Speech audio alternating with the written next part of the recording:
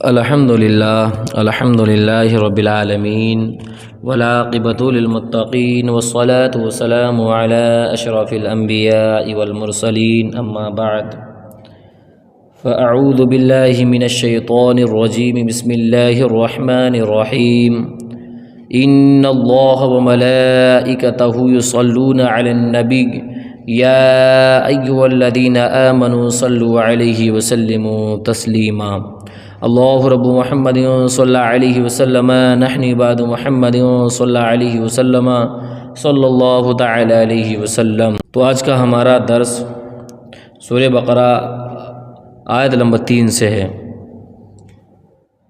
آپ سب کا ہمارے یوٹیوب چینل برکات آن لائن اکیڈمی سے جڑنے کے لیے آپ کا بہت بہت شکریہ۔ اللہ آپ سب کو جزائے خیر عطا فرمائے۔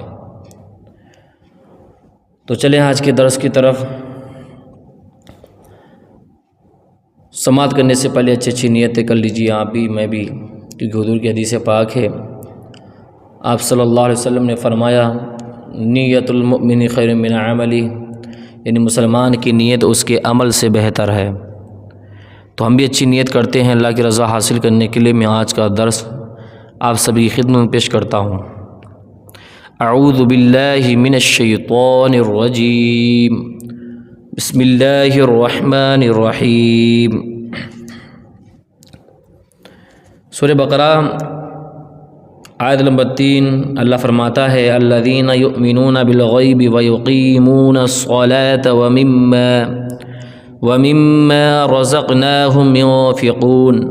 اس کا ترجمہ، وہ لوگ جو بغیر دیکھے ایمان لاتے ہیں اور نماز قائم کرتے ہیں اور ہمارے دیے ہوئے رزق میں سے کچھ ہماری راہ میں خرچ کرتے ہیں۔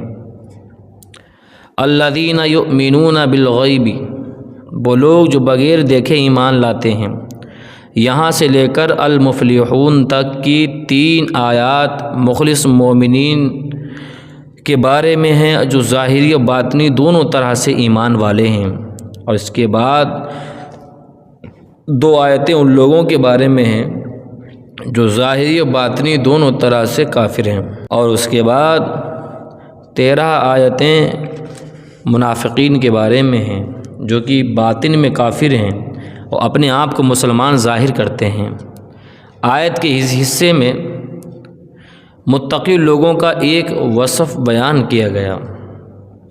وہ کون سا وصف ہے؟ وہ لوگ جو بغیر دیکھے ایمان لاتے ہیں۔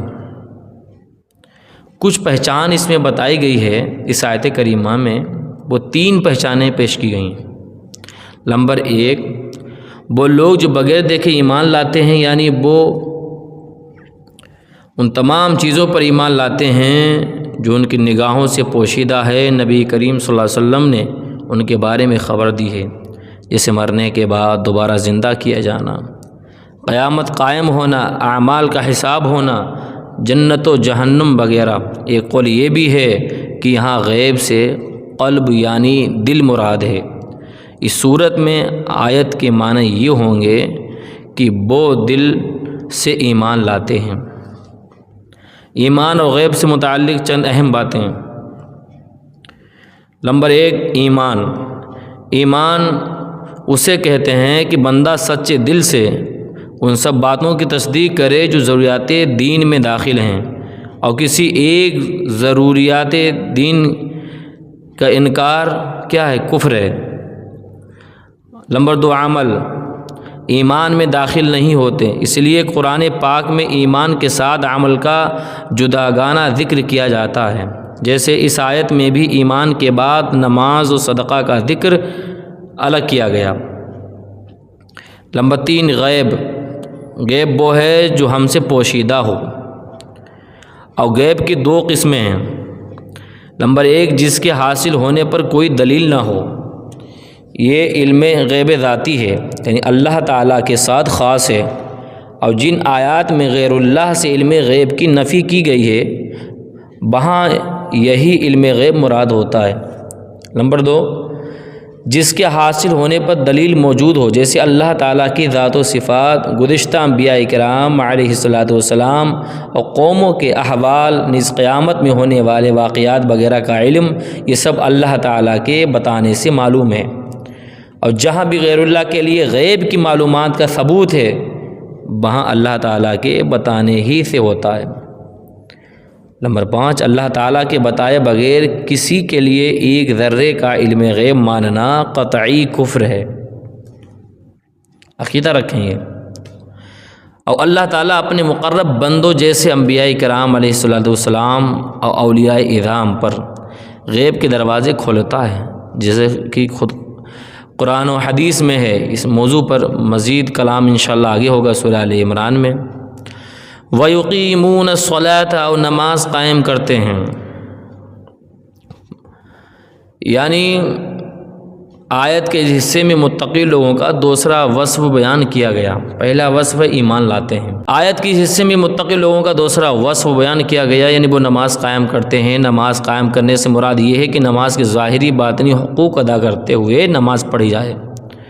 نماز کے ظاہری حقوق یہ ہیں کہ ہمیشہ ٹھیک وقت پر پابندی کے ساتھ نماز پڑھی جائے، اور نماز کے فرائض سنن و مستحبات کا خیال رکھا جائے، تمام مفسدات مکروہات سے بچا جائے۔ جبکہ باطنی حقوق یہ ہے کہ آدمی دل کو غیر اللہ کے خیال سے فارغ کر کے ظاہری و باطن کے ساتھ بارگاہ حق میں متوجہ ہو۔ قرآن مجید احادیث میں نماز کے حقوق کی ادائیگی کے ساتھ نماز پڑھنے والوں کے فضائل بیان کیے گئے ہیں، نہ پڑھنے والوں کی مذمت بیان کی گئی ہے۔ چنانچہ سورہ مومنون میں اللہ تعالیٰ ارشاد فرماتا ہے قد افلح المؤمنون الذین هم فی صلاتهم خاشعون، یعنی بے شک وہ ایمان والے کامیاب ہو گئے جو اپنی نماز میں خشوع و خضوع کرنے والے ہیں۔ سبحان اللہ۔ اور اسی صورت میں ایمان والوں کے مزید اوصاف بیان کرنے کے بعد ان کا ایک وصف یہ بھی بیان فرمایا گیا والذین هم علی صلواتهم یحافظون، یعنی وہ جو اپنی نمازوں کی حفاظت کرتے ہیں۔ اور ان اوصاف کے حامل ایمان والوں کے بارے میں ارشاد فرمایا اولئک هم الوارثون الذین یرثون الفردوس هم فیہا خالدون، یہی لوگ وارث ہیں، یہ فردوس کی میراث پائیں گے اور وہ اس میں ہمیشہ رہیں گے۔ کون؟ جو نماز قائم کرتے ہیں۔ نماز میں سستی کرنے والوں اور نماز ضائع کرنے والوں کے بارے میں اللہ تعالیٰ ارشاد فرماتا ہے ان المنافقین یخادعون اللہ وهو خادعهم وإذا قاموا إلى الصلاة قاموا كسالى يراءون الناس ولا يذكرون الله إلا قليلا، بے شک منافق لوگ اپنے گمان میں اللہ کو فریب دینا چاہتے ہیں اور وہی انہیں غافل کر کے مارے گا، اور جب نماز کے لیے کھڑے ہوتے ہیں تو بڑے سست ہو کر لوگوں کے سامنے ریاکاری کرتے ہوئے کھڑے ہوتے ہیں اور اللہ کو بہت تھوڑا یاد کرتے ہیں۔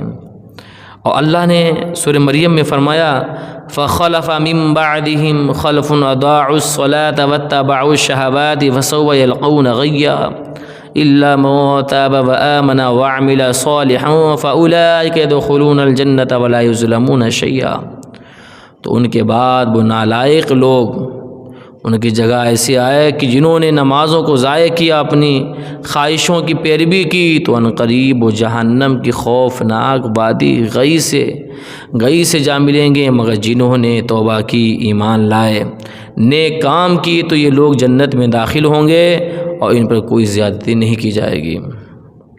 اللہ اکبر۔ جو نماز کی حفاظت نہیں کرتے، اپنی جو نماز نہیں پڑھتے ہیں، ان کے بارے میں بتائیے کتنی بعیدیں قرآن کریم کے اندر آئی ہیں۔ حدیث سماعت کریں۔ حضرت عثمان غنی رضی اللہ تعالیٰ عنہ فرماتے ہیں کہ سرکار دو عالم صلی اللہ علیہ وسلم نے ارشاد فرمایا جس نے میرے اس وضو کی طرح وضو کیا پھر اس طرح 2 رکعت نماز پڑھی کہ ان میں خیالات نہ آنے دیے تو اس کے پیچھے تمام یعنی پچھلے تمام گناہ بخش دیے جائیں گے۔ سبحان اللہ۔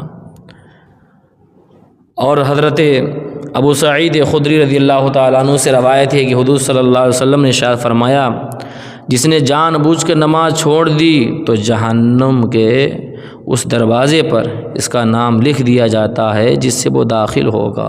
اللہ اکبر۔ ہمیں چاہیے مسلمانوں کہ ہم نمازی بن جائیں۔ ہم کیوں نماز نہ پڑھیں بھائی؟ ہمیں چاہیے، ہمیں نماز پڑھنا چاہیے، یہ متقی کی پہچان بتائی جا رہی ہے، ایک مومن کی پہچان بتائی جا رہی ہے۔ آگے فرمایا وَمِمَّا رَزَقْنَاهُمْ يُنْفِقُونَ، اور ہمارے دیے ہوئے رزق میں سے کچھ ہماری راہ میں خرچ کرتے ہیں۔ آیت کے اس حصے میں متقی لوگوں کا تیسرا وصف بیان کیا گیا، وہ اللہ تعالیٰ کے دیے ہوئے رزق میں سے کچھ اللہ تعالیٰ کی راہ میں خرچ کرتے ہیں۔ اور راہ خدا میں خرچ کرنے سے یا زکوٰۃ مراد ہے، جیسے کئی جگہوں پر نماز کے ساتھ زکوٰۃ ہی کا تذکرہ ہے، یا اس سے مراد تمام قسم کے صدقات ہیں، جیسے غریبوں پہ خرچ کرنا، مسکینوں پہ، یتیموں، طلباء، علماء، مساجد و مدارس وغیرہ کو دینا، اولیاء کرام یا فوت شدہ لوگوں کے ایصال ثواب کے لیے جو خرچ کیا جاتا ہے وہ بھی اس میں داخل ہے کہ وہ سب صدقات نافلہ ہے۔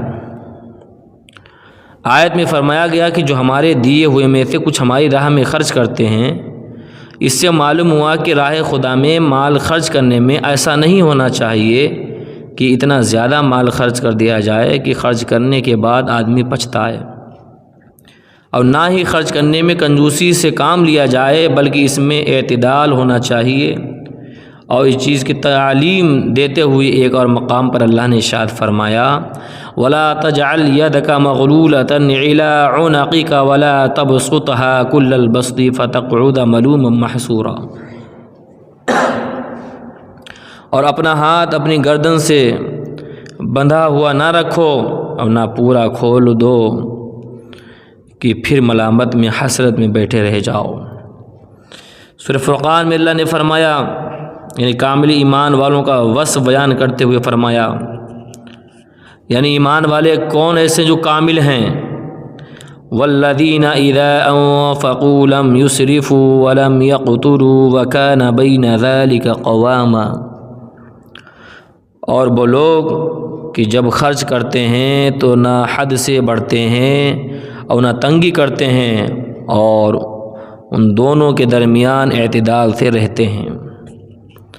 یعنی اس میں اس آیت کریمہ میں پہلا وصف ایمان لائے، دوسرا وصف نماز قائم کرنا، تیسرا وصف یہ ہے کہ اللہ کے دیے ہوئے میں سے خرچ کرنا۔ بھائی آج ہمارے پاس جو ہے وہ کس کا ہے؟ رب کا ہی تو دیا ہوا ہے۔ بھائی ہمارا کیا ہے؟ سب رب کا دیا ہوا ہے، لیکن بہت سے لوگ تمہیں نمازی ملیں گے، بہت سے لوگ روزے دار ہیں، بہت سے لوگ ایسے ہیں جو رات دن اللہ اللہ کرتے ہیں، لیکن جب خرچ کرنے کی بات آتی ہے تو 10 روپے دینے کے لیے مسجد میں پہلے وہ 3 بار سوچتے ہیں بیٹھ کے، ایسے بھی لوگ ہیں۔ لیکن اس آیت کریمہ میں مومن لوگوں کی پہچان بتائی گئی ہے، یعنی 3 وصف بیان کیے گئے۔ نمبر 1 ایمان لانا، ٹھیک ہے، اور نمبر 2 نماز قائم کرنا، نمبر 3 جو اللہ نے دیا ہے اس رب کے دیے ہوئے میں سے کچھ اللہ کی راہ میں خرچ کرنا۔ تو ہمیں چاہیے کہ ہم لوگ خوب اللہ کی راہ میں خرچ کریں، غریبوں کی مدد کریں، جو بیوہ ہیں ان کی مدد کریں، اپنے علماء کی مدد کریں، طلباء کی مدد کریں، اپنے مدارس کی مدد کریں، اپنی مساجد کی مدد کریں۔ اللہ ہم سب کو آپ کو جزائے خیر عطا فرمائے۔ السلام علیکم ورحمۃ اللہ وبرکاتہ۔